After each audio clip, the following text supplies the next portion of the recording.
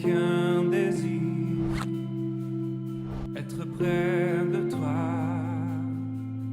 et sentir tes bras. Frères et sœurs, nous allons commencer notre prédication de ce jour. Mais nous avons entamé un nouveau thème. Un nouveau thème. Le nouveau thème s'intitule La destinée. C'est quoi en lingala? Lele. Dele. Ah bon. L'avenir. Ok. Dele. Bino pe bobe yango. On a lingala solo papa. Ah bon. Dele. Je ne savais pas ça. Avenir. Ah, lobinayo. Alors nous avons commencé cette prédication mercredi passé.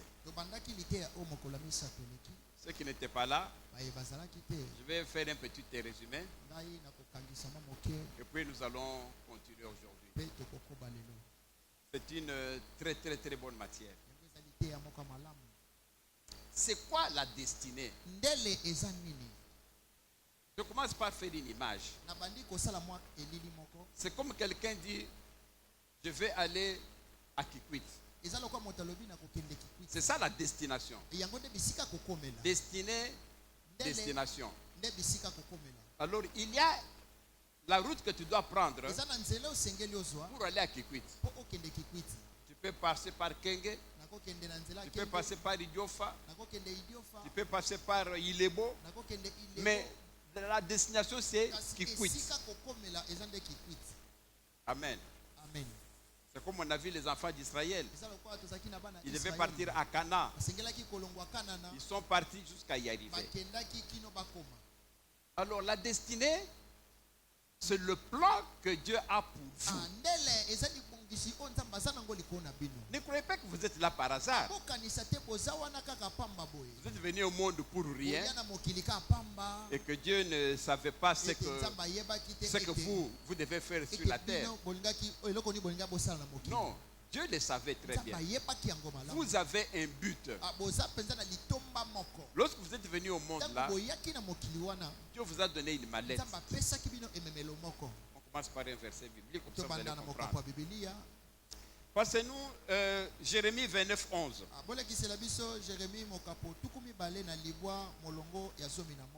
Jérémie 29, 11. Oh voilà, c'est bien rapide. Hein? Félicitations. Que dit la parole de Dieu? Car je connais les projets que j'ai formés pour vous. Dieu connaît les projets qu'il a fait pour vous, dit l'Éternel. Projet de paix et non de malheur, afin de vous donner un avenir et de l'espérance. Donc vous avez un projet. Quand vous êtes venu au monde là, Dieu vous a donné ce que vous devez faire dans le monde. C'est ça le projet que Dieu a pour vous. Deuxième verset. Et toujours Jérémie 1, 5. Jérémie 1, 5. Voilà, félicitations encore une fois. Écoutez la parole de Dieu. Avant que je t'eusse formé dans le ventre de ta mère, je te connaissais. Et avant que tu fusses sorti dans le ventre de ta mère, je t'avais déjà consacré. Je t'avais établi prophète des nations. Donc, avant que Jérémie vienne au monde, Dieu avait dit tu es déjà prophète. Avant qu'il naisse, même sa maman ne savait pas. Donc, avant même que le papa et la maman s'unissent pour que la femme puisse concevoir, Dieu savait déjà qu'il va envoyer un enfant là-bas. Il sera mis au monde. Je vais le consacrer prophète. Peut-être que la femme n'avait encore que 8 ans. Et puis l'homme peut-être 9 ans. Peut-être l'homme était à Kisangani. Et la femme au Bas-Congo. Dieu savait déjà que cet homme et cette femme vont se marier. Et que lui va mettre en eux un enfant qui sera prophète. Vous comprenez? Avant que je t'eusse formé dans le ventre de ta mère, ici, Dieu veut dire encore que quand un enfant est conçu, il ne faut pas que le papa dise que non, c'est mon enfant. Ou bien la femme dit que non, moi je t'ai fait dans mon ventre. Non, Dieu dit que c'est lui. Avant que je t'eusse formé. Donc c'est Dieu qui forme l'enfant dans le ventre de ta mère. Vous devez le savoir dès aujourd'hui. Avant que je t'eusse formé. Donc c'est Dieu qui a formé l'enfant dans le ventre de la mère. Alors avant même cela, Dieu dit qu'il te connaissait.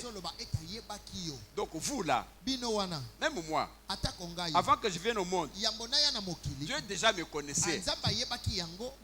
Et avant que je sorte même du ventre de ma maman, Dieu dit qu'il m'avait déjà consacré pasteur dans cette église.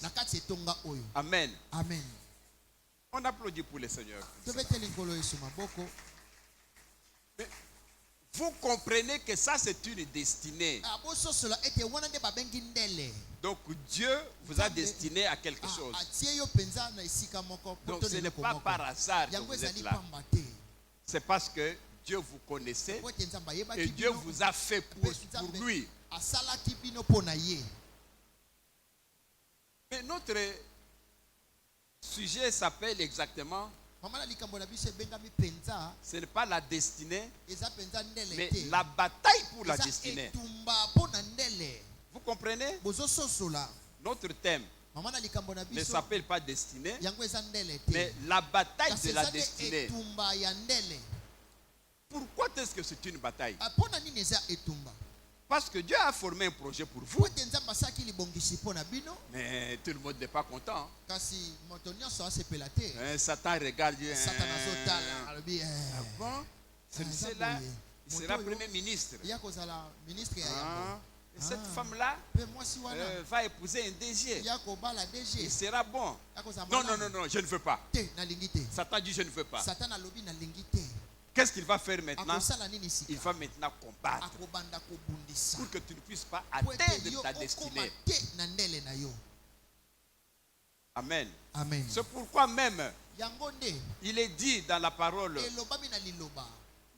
de Dieu que je crois que dans Jérémie 5:7 que vous allez rater votre héritage à cause de votre propre faute. Cela revient à dire que l'héritage est là.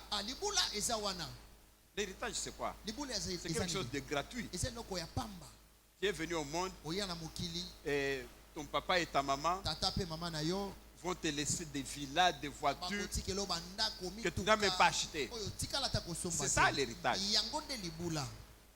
Donc même ce que Dieu vous donne là, c'est un héritage. Vous venez au monde, vous n'avez rien, mais Dieu vous donne déjà les fonctions de premier ministre. Dieu vous donne maintenant une grande villa. Dieu vous donne une bonne femme. Dieu vous donne des enfants. Quand vous venez au monde, vous ne savez encore rien. Mais Dieu déjà met ça dans votre route. Quand il va avoir 10 ans, il va faire cette école. Quand il va avoir 20 ans, il va épouser tel homme. Et quand il sera 35 ans, il va devenir premier ministre. Et puis à 50 ans, il sera président de la République. Donc Dieu a déjà formé tout ça. Il t'a donné quand tu deviens, lorsque tu es né. C'est ce que Dieu dit. Avant que je t'eusse formé dans le ventre de ta mère, je te connaissais. Et puis je t'avais déjà consacré prophète. C'est-à-dire, je t'avais déjà donné un emploi. Tu ne seras pas ingénieur, tu ne seras pas docteur, mais tu seras prophète des nations. Donc Dieu t'a donné ça. C'est ça l'héritage que tu as gratuitement. Mais est-ce que tu vas avoir cet héritage? C'est ce que je disais tout à l'heure. Vous perdrez votre héritage par ta propre faute. Pourquoi? Il n'y a pas que ta faute. Nous allons voir les ennemis de la destinée. Il y a des ennemis, des obstacles, des défis qui vont faire que tu ne puisses pas atteindre cette destinée. Vous savez que Satan est contre Dieu. On l'avait chassé. Pourquoi? Parce que Satan voulait qu'on puisse l'adorer lui au lieu de Dieu. Alors quand on l'a chassé, il est contre Dieu. Tout ce que Dieu fait, Satan veut contrecarrer. Satan veut combattre pour que la volonté de Dieu ne s'accomplisse pas. C'est pourquoi quand Dieu te donne quelque chose, Satan vient pour dire pourquoi. Il faut que je suis Satan. Je dois lui montrer que je suis Satan. Dieu a envoyé un cadeau à Daniel. Il était en train de prier. Le roi de Perse vient. Il bloque la bénédiction de Daniel. Pourquoi tu veux donner à Daniel? Dieu dit, mais Daniel c'est mon fils. Satan, non, je ne veux pas. C'est ça Satan. Il bloque. Il bloque l'âge de Gabriel. Pendant 21 jours. Il avait fallu que Dieu envoie Michael pour aller maintenant délivrer le prophète Gabriel et donner à Daniel sa bénédiction.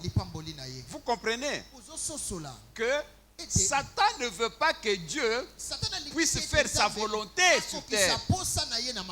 Ce que Satan a fait contre Daniel, mais c'est ce qu'il fait contre vous.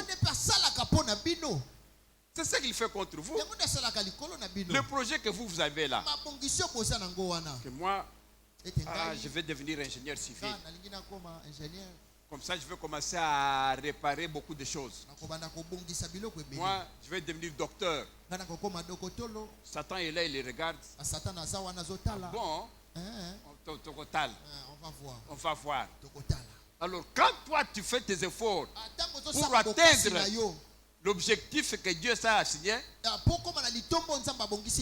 va venir pour faire en sorte que tu ne réussisses pas. Amen. Amen. Mais le problème maintenant, c'est lequel? Chacun de nous maintenant va faire un effort pour atteindre cet objectif. Il y a des combats. Donc, toute destinée appelle des combats. Mais Dieu est avec vous. C'est ce qui s'est passé avec Israël.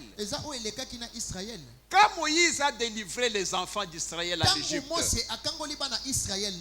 quand Dieu a promis à Abraham que j'ai donné à tes descendants Canaan, mais Dieu aussi, le Canaan qu'on a donné aux Israéliens là, il avait des habitants dedans. C'est comme vous là. Je vous dis, frère, en tout cas, tu es vraiment régulier à l'église. Vraiment, Dieu m'a mis au cœur. Tu vois cet hôtel Cypress ici. Bon, je te le donne. Ah, merci, pasteur. L'hôtel t'appartient. Non, ça ne m'appartient pas, mais je te le donne. Tu vas te demander, mais comment moi je vais prendre ça? Lorsque toi tu vas aller là-bas, là tu vas trouver le propriétaire de l'hôtel. Tu lui dis, monsieur, tu sors ici, on m'a donné votre hôtel. Ah bon, c'est vrai? S'il y a une machette, prépare, il va prendre la machette. Il va commencer à te suivre. Tu vas fuir. Mais c'est ce que Dieu a fait. Il dit, les Israéliens, je vous donne Cana. Mais Cana, mais il y a des Cananéens là-bas. Il y a des Jébusiens là-bas. Dieu dit, ce n'est pas mon problème. Moi, je te le donne. Alors, les Égyptiens disent, à vos ordres, Dieu. Nous, on va prendre Cana. Donc, c'est que quand Dieu donne la vision comme ça, il donne aussi quoi? La provision. Il va vous donner la force pour prendre Cana. C'est ainsi que quand les Égyptiens sont, quand les Israéliens sont sortis pour aller prendre Cana, mais la route était longue. Mais que des bagarres. C'est comme si Cana était à Kananga. Non. Cana est à Kananga. Ah. Voilà. Toi. Alors, toi maintenant tu quittes ici. Tu vas aller à Kananga. Alors, déjà à Malouk ici, il a les barrages. Tu vas aller où? Oh, à Kananga. Non? Tu ne pars pas. Mais pour que tu penses qu'il faut, il faut bagarrer. Il faut les tuer. Tu te bagarres, tu les tues tous. Tu continues. Tu arrives à Bankana. Mais vous allez où? Moi je vais à Kananga. Mais qui t'a dit que tu dois passer par ici? Allez, rentre chez vous. Non, moi Dieu m'a donné. Nous on ne connaît pas Dieu. La bagarre. Vous comprenez que pour atteindre votre destinée, tu dois te bagarrer. Tu dois te bagarrer. Ce n'est pas facile. Mais ce qui est avantageux, c'est que dans cette bagarre-là, Dieu se soutient. C'est comme Moïse. Il combattait, mais Dieu était avec lui. Quand la bagarre devient grave, Moïse lève les mains. Parfois les mains sont fatiguées. Il y a Our et Aaron qui viennent saisir maintenant les bras pour qu'ils gagnent. Après avoir gagné, ils continuent. Ils trouvent Jéricho.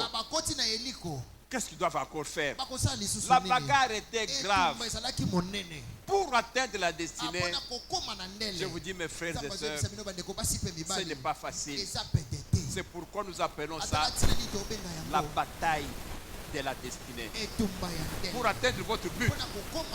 Oh. Vous savez, aujourd'hui, je suivais la télévision. Il y a une maman qui va signer son papa en justice. Une fille, hein, qui va au tribunal pour assigner son papa en justice. C'est quoi le problème? Ah oui, non, le papa ne m'aime pas. Un mari est venu pour m'épouser. Alors il dit voilà la liste. Alors ils sort la liste. On est en train de lire la liste. Télévision. Le riz, on dit là, le riz parfumé thaïlandais. 5 sacs. 6 pièces de wax. Bon, ça c'est encore ça va. Mais ce qui m'a étonné, voiture Toyota de marque Yaris. Oui, voiture neuve. Hein? Il dit Toyota de marque Yaris. Sans compter le groupe électrogène. Sans compter les costumes de, on dit même le nom, costume de René, taille numéro 50, costume de tel, taille numéro tel. Donc je vous dis une liste, hein. Même moi, j'ai tenu ma tête. La fille dit non. Ce papa ici veut me tuer. Il veut que moi je n'épouse pas. Il est parti au tribunal. Tribunal, vraiment. Même quand vous fixez les dots, la voiture elle-même coûte 40 000 $. Vraiment. Votre destinée là. Quand on voit que non, cette fille va épouser cet homme. Dans 10 ans, on voit que cet homme va devenir le président de la République. Feu Yakobonga. Soka bongi maman n'est pas bon. Maman n'est pas bon. Non. Libalo wana esala mate. Jamais. Mais balingani. Comment est-ce qu'il faut toka tango? Yaka to bomba on a liste. Comme ça, l'homme ne saura rien faire, hein. Comme ça, Asundolaye. C'est ainsi que cette liste est sortie. L'affaire est au tribunal. Je vous dis vrai. Mais comment? Hein? Votre destinée là, pour que vous puissiez atteindre cette destinée, il y a des bagarres. Alors nous allons vous citer les ennemis de la destinée. Votre destinée, vous devez l'atteindre, mais il y a des obstacles. Mais quels sont ces obstacles? D'où ça vient? Il y a 5 obstacles. Nous allons y aller un à un. Citer les obstacles de la destinée. Ce qui empêche que vous puissiez atteindre votre destinée. Et puis on va continuer.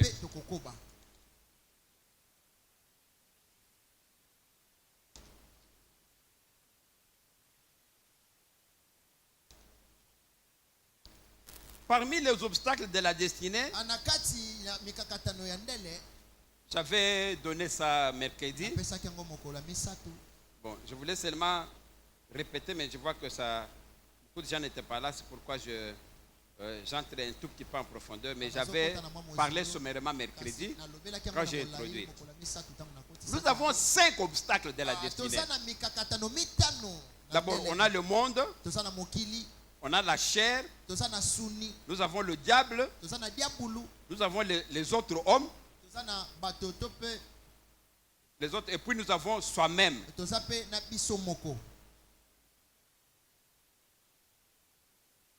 Le premier obstacle, c'est le monde dans lequel nous vivons. Vous savez, vous voulez quelque chose, faire quelque chose, mais vous n'êtes pas seul dans ce monde. Vous ne vivez pas seul. Vous vivez avec les gens à gauche, à droite. Vous êtes obligé d'entrer en relation avec des personnes. Mais regarde-moi que toi tu veux faire quelque chose de bien. Tu veux travailler. On vous dit que non. Pour avoir le travail ici, écoutez, tu es une belle fille. Hein? Le poste est là. Si c'est un directeur, il va te dire que bon, il faut qu'on se voie. Hein? Le soir quelque part. Hein? Et puis, si on cause bien, demain tu vas commencer à travailler. Tu vois l'obstacle. Ça, c'est le monde. Ça t'oblige de faire quelque chose que tu ne veux pas.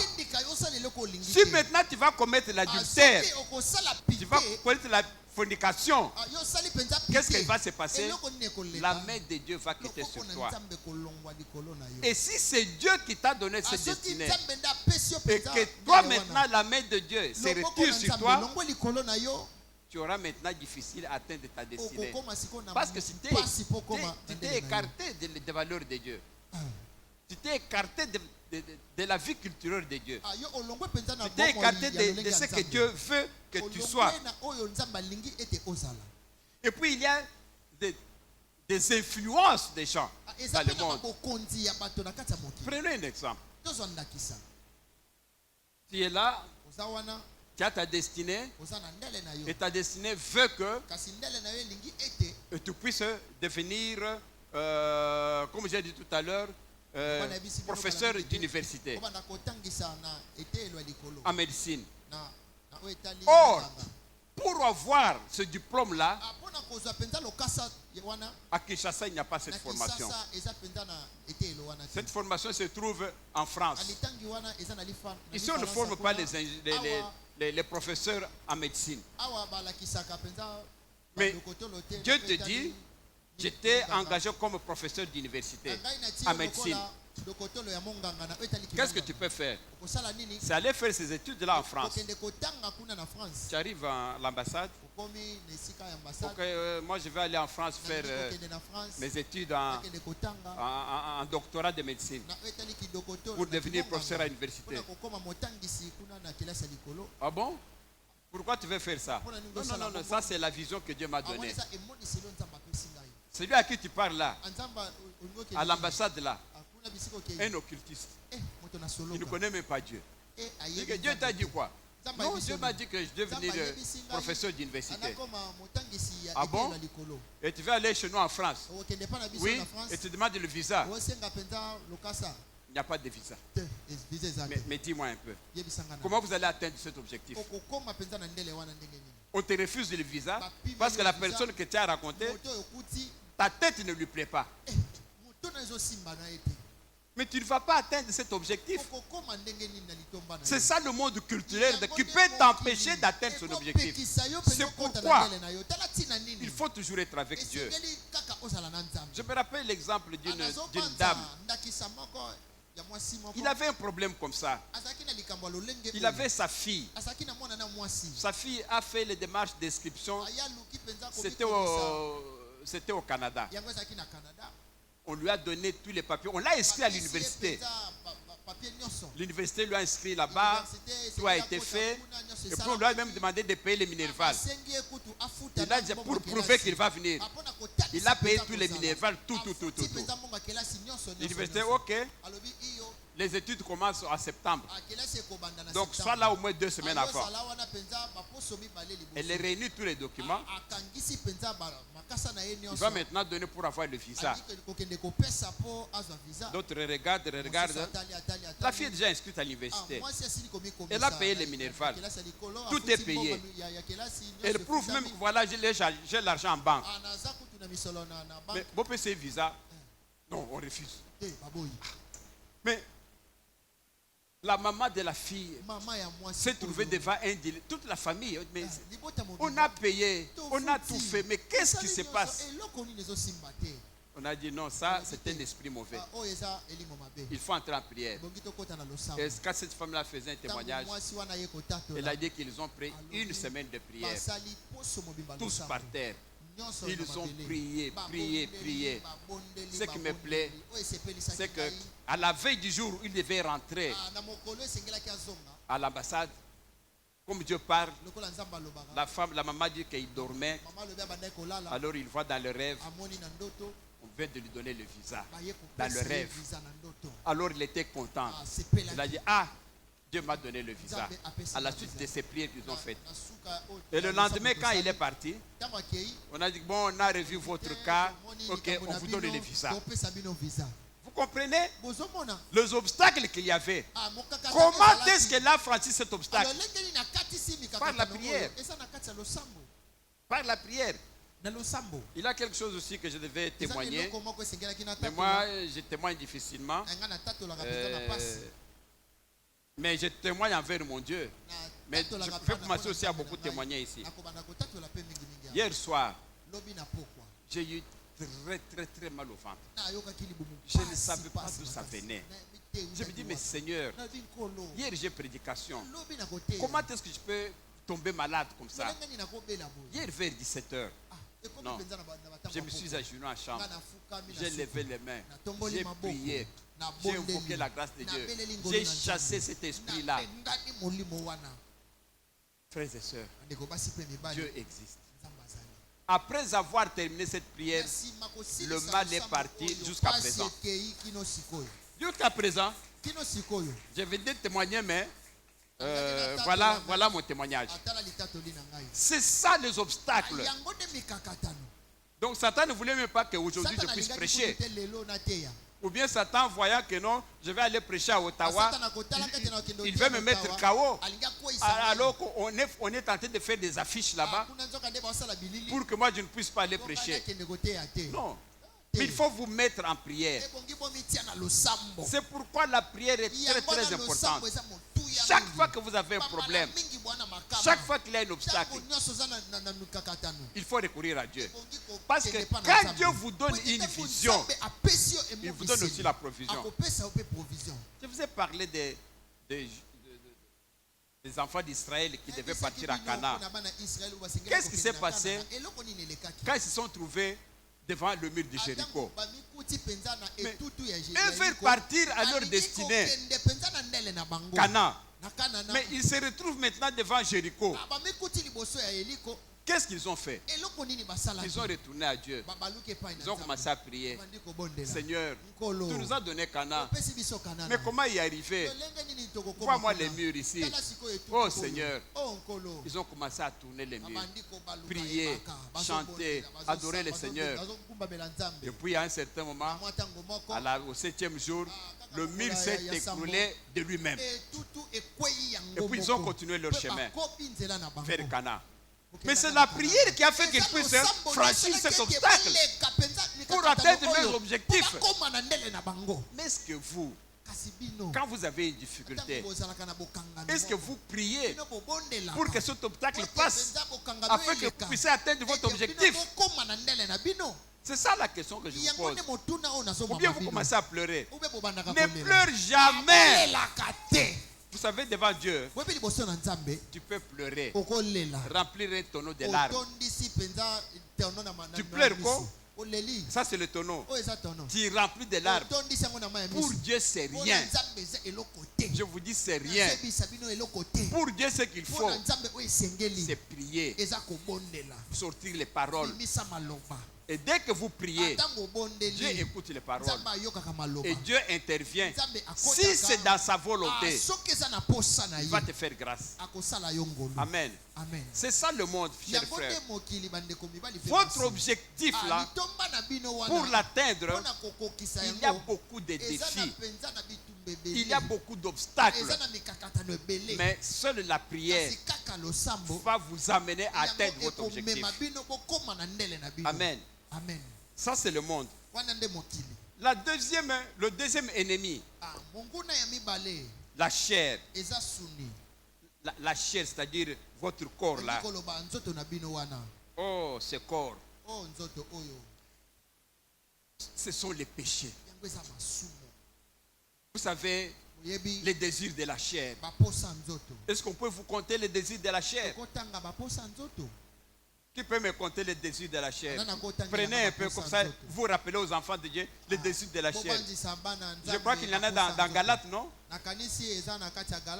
On vous parle des désirs de la chair. Et c'est ça qui va vous empêcher d'atteindre votre destinée. On va nous les lire. Papa, venez. Écoutez les désirs de la chair. Si dans votre vie vous évitez tous ces désirs de la chair, sachez que la voie de votre destinée, elle est proche. Amen. Est-ce qu'on peut savoir les désirs? C'est donner la... Ah voilà. Ok, tu peux te mettre. Hein? Ça monte dans les télévisions là-bas. Voilà. La parole de Dieu dit ceci. Or, les œuvres de la chair sont manifestes. Ce sont quoi? L'impudicité. L'impudicité. C'est quoi l'impudicité? Ah, pitié. Ah, il faut arrêter ça. Ce sont les désirs de la chair. Et quand vous adoptez ces désirs ici, vous vous écartez de votre destinée. Alors, je vais vous dire que il y a des contradictions avec les pasteurs. Les pasteurs qui disent que nous, écoutez, la destinée, c'est-à-dire qu'on doit atteindre ça quoi qu'il en coûte. Parce que c'est ce que Dieu a prévu. Ce n'est pas mon point de vue. Mon point de vue, c'est la Bible. Mon point de vue est celui-ci. Même Dieu lui-même dans sa parole, que vous allez rater votre héritage à cause de votre propre faute. Ne fût-ce que ce verset-là. Analysons ce verset. Dieu a prévu que tu seras président de la République. C'est ce que Dieu a prévu à ta naissance.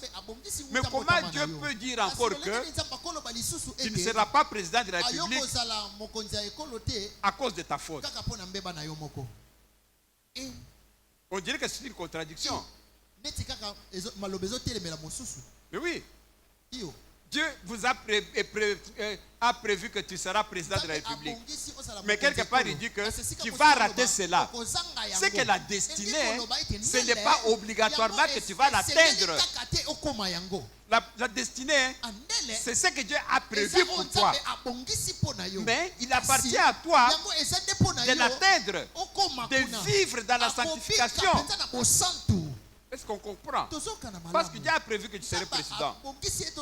Dieu dit que maintenant, par ma faute, je vais rater ça.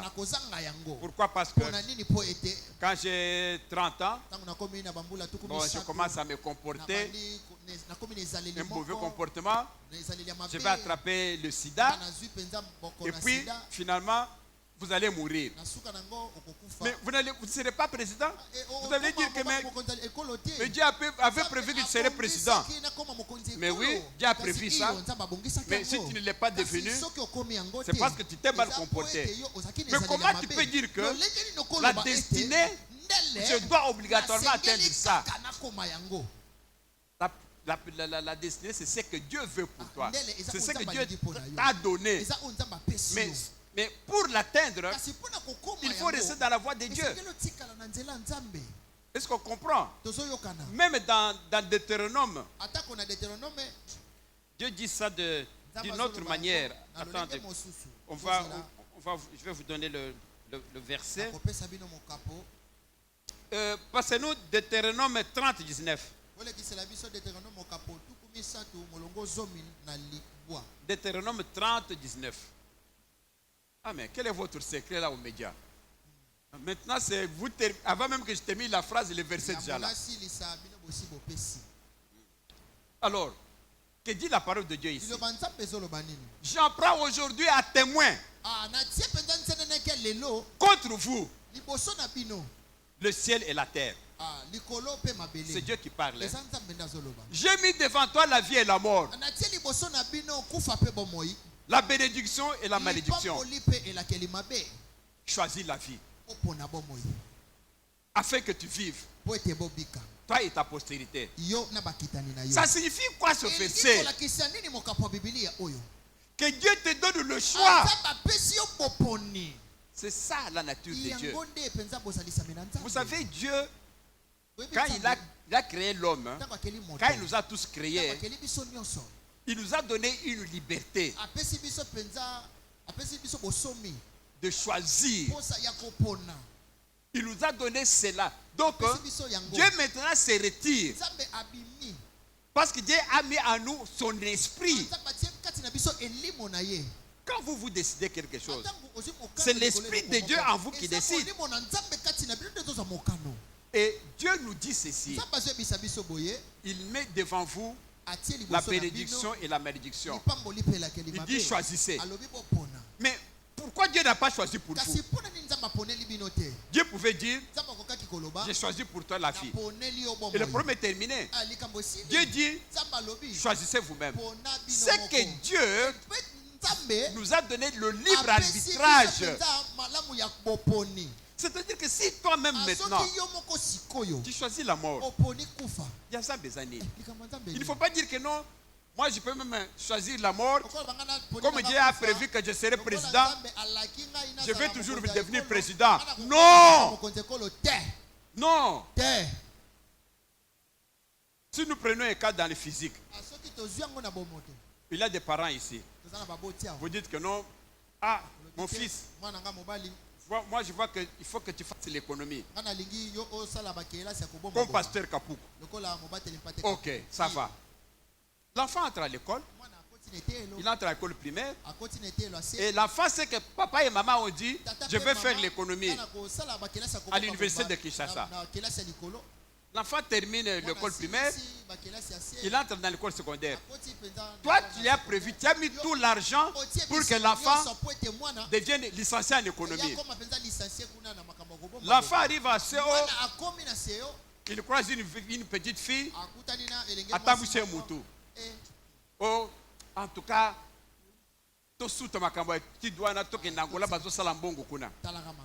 diamant. C'est vrai, hein? Si tu m'aimes, allons. Moi je t'aime. Bon, allons. L'enfant abandonne les études. Prends la fille. Il va en Angola pour faire du diamant. Est-ce que cet enfant va faire l'économie? N'est-ce pas que ses parents avaient prévu qu'il fasse l'économie? Mais où est la faute des parents? Les parents n'ont pas de faute. Les parents ont mis tout l'argent là-bas. Ont donné tous les conseils. Ont donné la chambre pour dormir. Ont acheté tous les livres. Mais l'enfant refuse maintenant d'étudier. Il a choisi d'aller faire du diamant en Angola. Est-ce que vous allez donner la faute aux parents? C'est la même chose avec Dieu. Dieu vous a tout donné à votre sens. Dieu vous a prédestiné à ce que le plan qu'il a pour vous, c'est un plan de bonheur. Ce n'est pas un plan de malheur. Mais Dieu maintenant vous a donné. Et laisse maintenant que vous puissiez vous battre. Mais si maintenant, papa, si maintenant, maman, toi, au lieu de suivre cette voie-là, tu fais autre chose, Dieu va vous dire que tu vas rater ton héritage, tu vas rater de devenir président de la République, tu vas rater de devenir premier ministre à cause de ta propre faute. C'est ça la confusion que les gens, d'autres pasteurs disent que non, quand c'est la destinée d'une personne, donc au Mataou qui t'a, tu vas le devenir. Faux. Jamais. Vous savez, Dieu avait promis à Moïse, non? Moïse, amène mon peuple à Canaan. Ce n'est pas à Josué qu'on avait donné cette charge. Si Josué a amené, c'est parce que Dieu a tué Moïse. Mais est-ce que Dieu ne savait pas que quand il avait dit à Moïse, Moïse, c'était au mont Sinaï, tu vas chez Pharaon, demande à Pharaon de libérer mon peuple. La promesse que j'avais promis à Abraham, que je vais leur donner Canaan, le temps est arrivé. Allez chez Pharaon, qu'il libère mon peuple. Vous allez amener mon peuple à Canaan. Qui a dit ça? Mais ce n'est pas Dieu. À qui est-ce qu'il avait dit? Ce n'est pas à Moïse. Donc Dieu était menteur parce qu'il a dit à Moïse. Est-ce que Moïse fait arriver à Canaan? On va dire que Dieu ne le savait pas. Dieu connaissait tout. Mais Dieu a donné à chacun le libre arbitrage. A donné l'esprit de décider, qui est indépendant de Dieu. Dieu peut le savoir. Il vous laisse maintenant de choisir. Il a dit à Moïse, amenez mon peuple à Canaan. Le même Dieu, il tue Moïse avant que Moïse arrive à Canaan. Parce qu'il a sorti l'eau du rocher conformément à ce que Dieu n'avait pas dit. Moïse, pourquoi tu as fait ça? Oh, excusez-moi. Tu ne vas plus arriver au Canaan. Dieu s'est fâché. Comment vous allez me dire que non? Si Dieu dit que ça, c'est tu vas arriver au Canaan, obligatoirement, à m'attaquer, je vais arriver. Non, si tu restes dans la conformité de Dieu, si tu restes dans la sanctification, là tu vas arriver. Si tu ne restes pas dans la sanctification, tu ne vas pas arriver.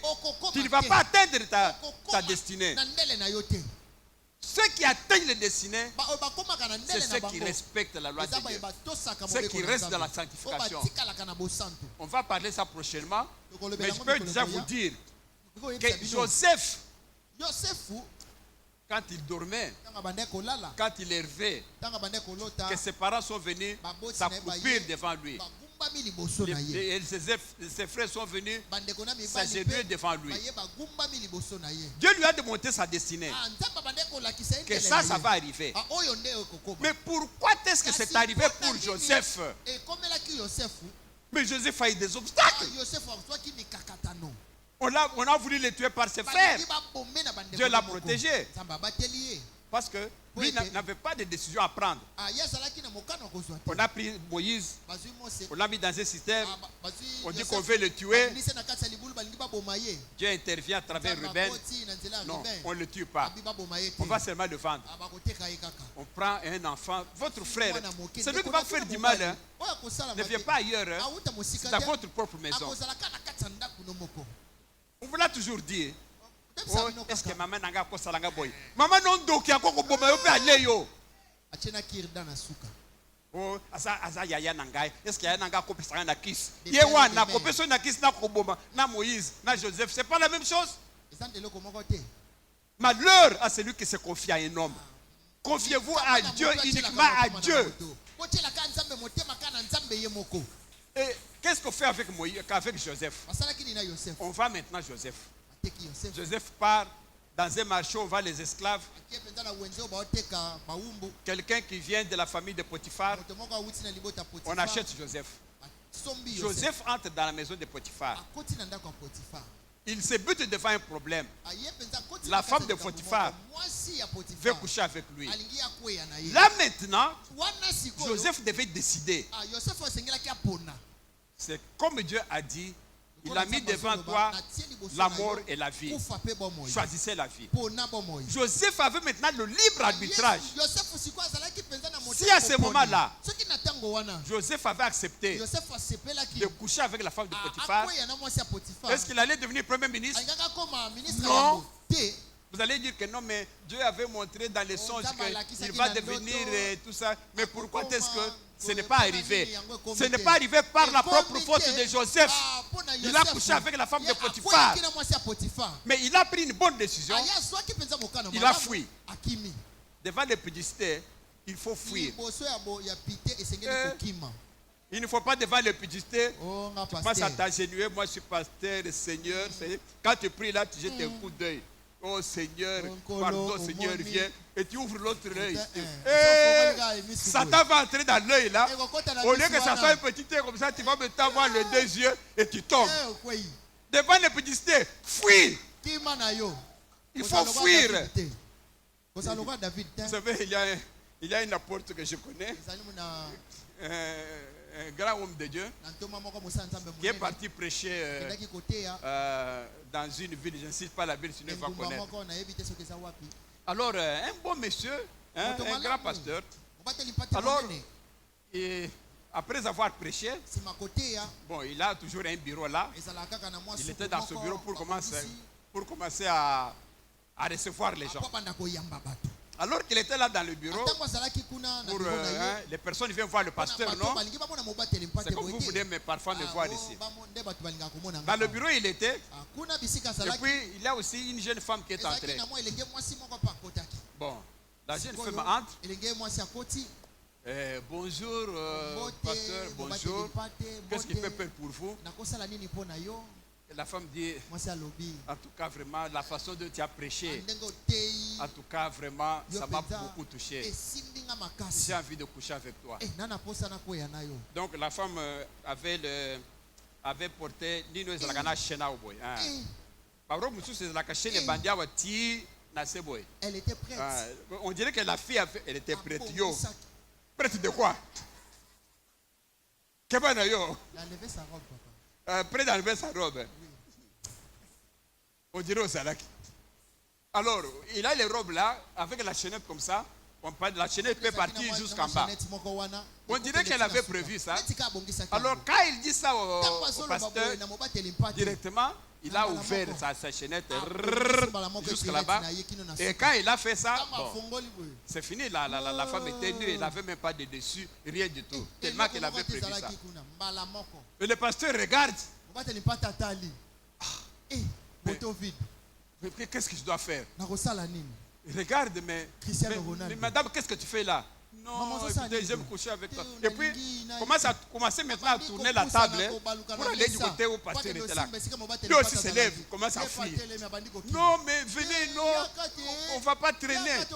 Lui, il vient comme ça, le pasteur va comme ça. Alors, ça devient une discussion. Pourquoi tu veux me faire ça? Non, je t'aime seulement.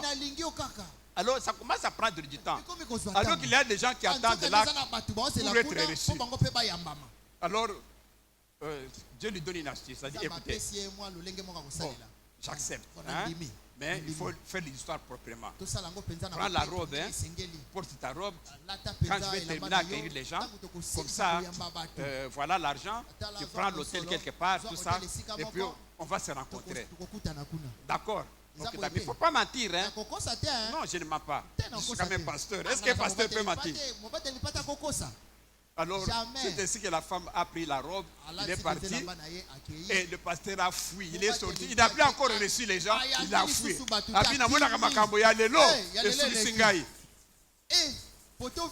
C'est ça. Si Joseph avait accepté ça, il n'allait pas être sous destiné. Si ce pasteur-là aussi avait accepté ça, s'il avait une grande destinée, ça allait partir. Les obstacles, la chair, une grande source pour que vous puissiez échouer dans votre destinée. Amen. Vous comprenez? La destinée est là. Mais ce n'est pas automatique. Vous devez vous-même aussi prendre vos propres décisions. Sinon Dieu va vous dire, vous allez rater votre héritage à cause de votre propre faute. Là, vous devez décider. Décidez bien. Vous vous laissez tomber. Votre destinée est partie. La chair. Alors, et revenez encore à Galates 5, les œuvres de la chair. Il fait déjà tard, dans 5 minutes on termine. Pour aujourd'hui.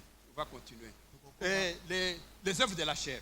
Alors, nous avons dit que les œuvres de la chair, ce qui bloque votre destinée, les ennemis de la destinée, ce sont l'impudicité. Nous venons de parler de l'impudicité, l'impureté, quelque chose qui n'est pas pur. Faut pas. La dissolution. Continue. Et puis l'idolâtrie. Quand vous allez, au lieu d'arrêter Dieu, vous allez commencer à adorer votre mari, à adorer votre femme, à adorer je ne sais pas qui. Non! Une seule personne doit être adorée. C'est qui? C'est Dieu, c'est l'Éternel. C'est dans le premier commandement de Dieu. Adorez, aimez votre Seigneur de tout votre cœur. Quand on dit de tout votre cœur, c'est-à-dire votre cœur là, il ne doit pas y avoir une partie qui adore quelqu'un d'autre. Non. De tout votre cœur. C'est-à-dire 100% de votre cœur. Vous devez aimer le Seigneur. Adorer le Seigneur, aimer le Seigneur de tout votre cœur. De toute votre âme. Et de tout votre esprit. Dans votre esprit là, tu ne peux pas encore adorer ton mari. Adorer ta femme, non. Écoutez, j'adore ma femme pour 10% et le 90% c'est pour Dieu. Non! 100%, quand tout signifie 100%, de tout votre corps, de toute votre âme et de tout votre esprit. Yes. Et puis, l'idolâtrie, la magie, les inimitiés. Bon, on va continuer ça prochainement. Que Dieu vous bénisse.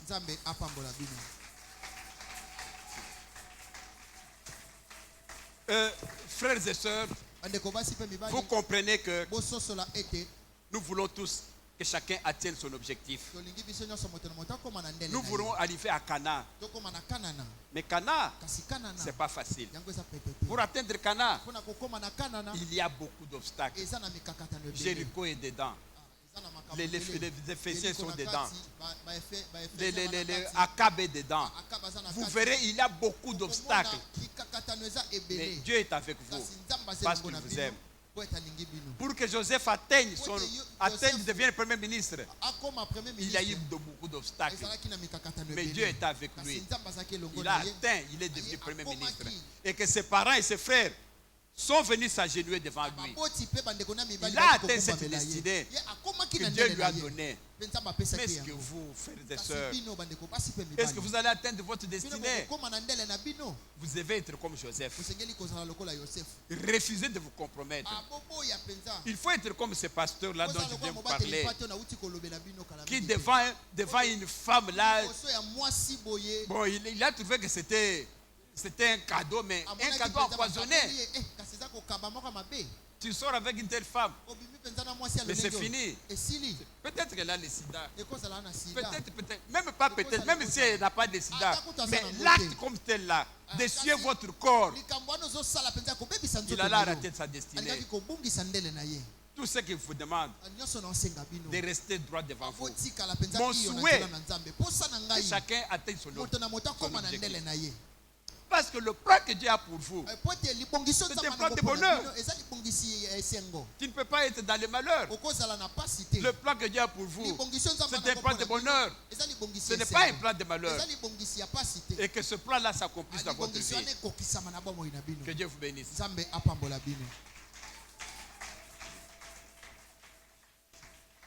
On va se mettre debout pour prier.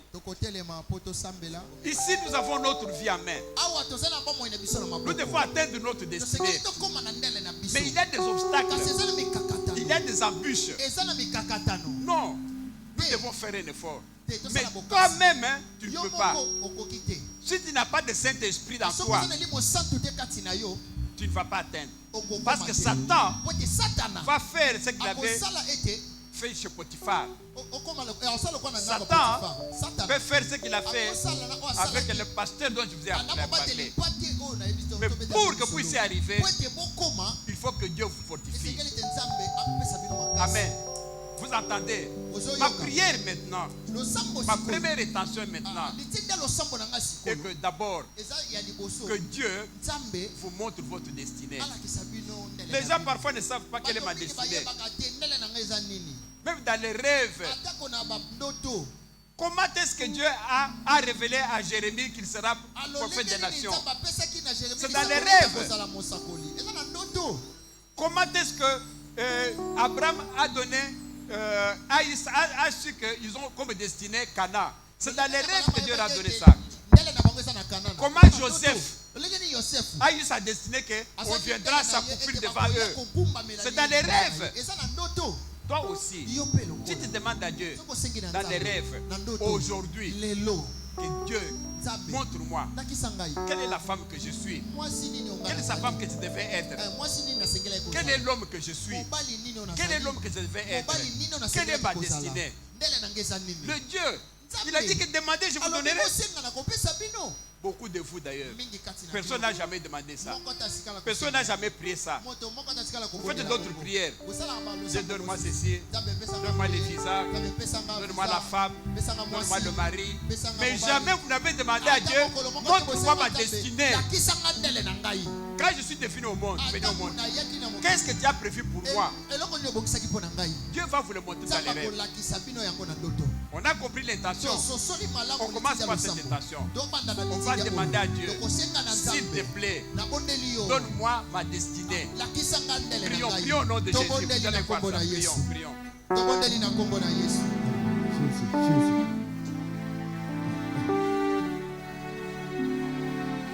Est-ce que tu peux monter en prière? Commence à demander à ton Dieu qu'il puisse te révéler. Commence à demander à Dieu de pouvoir te révéler ta destinée maintenant. Dis à Dieu, j'ai besoin d'atteindre ma destinée. Mais pendant que j'ignore le chemin par lequel je suis en train de partir, Seigneur, ce matin, je te prie, oh mon Dieu, de pouvoir me révéler ma destinée. Est-ce que je peux entendre quelqu'un qui prie avec son cœur ce matin? Est-ce que tu peux prier avec ton cœur ce matin? Commence à demander à Dieu de te révéler ta destinée. Commence à prier à Dieu de pouvoir te révéler qu'est-ce que tu dois devenir dans ta vie. Qu'est-ce que tu dois faire dans ta vie. Quel genre de métier que tu dois apprendre pour devenir quelqu'un dans la société congolaise. Vraiment, tu as besoin de ça.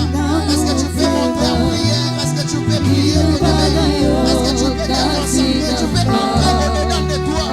Commence à demander à Dieu.